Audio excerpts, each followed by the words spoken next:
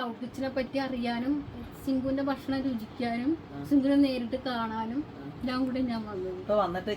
എനിക്ക് സന്തോഷം. കാരണം എനിക്കെല്ലാം കറക്റ്റ് ആയിട്ട് എനിക്ക് പറഞ്ഞു എനിക്ക് കാണാൻ പറ്റി. ഞാൻ ഉദ്ദേശിച്ച ജാടയില്ല. പിന്നെ എനിക്ക് പറയാനുള്ള കാര്യം, നമ്മൾ എന്ത് ജോലി ഏറ്റെടുത്താലും നമുക്ക് അറിയാവുന്നൊരു ഫീൽഡേ ഏറ്റെടുക്കാവുള്ളൂ. നിങ്ങളോടും പറയാനുള്ള കാര്യം, എന്ത് ജോലി നമുക്ക് വിദ്യാഭ്യാസം ഉണ്ടെന്ന് പറഞ്ഞ് പാചകം ജോലി ചെയ്യുന്നത് കുറച്ചിലായിട്ട് അല്ലെ, നമുക്ക് എന്താണ് കഴിവ്, നമ്മുടെ ഉള്ളിലിരിക്കുന്ന കഴിവിനെ നിങ്ങൾ പൂർണ്ണമായും പുറത്തെടുക്കാൻ നോക്കുക. അതിൽ നമ്മൾ സക്സസ്. ഏത് ജോലി എടുക്കാനും മടി ഉണ്ടാകും. പിന്നൊരു കാര്യം കൂടെ പറയും, ഈ മടി എവിടുന്ന വരുന്നറിയാം, അലസത കൊണ്ടാണ് വരുന്നത്. നമ്മൾ ഏത് ജോലി ചെയ്യുമ്പോഴും അതിനെ ആസ്വദിച്ച് ഇഷ്ടപ്പെട്ട് ചെയ്തേ ഈസി ആയിരിക്കും. ഇപ്പം ഞാൻ രാവിലെ എൻ്റെ അമ്മ പറയും കിടന്ന് ഉറങ്ങമ്മാന്ന് പറയും.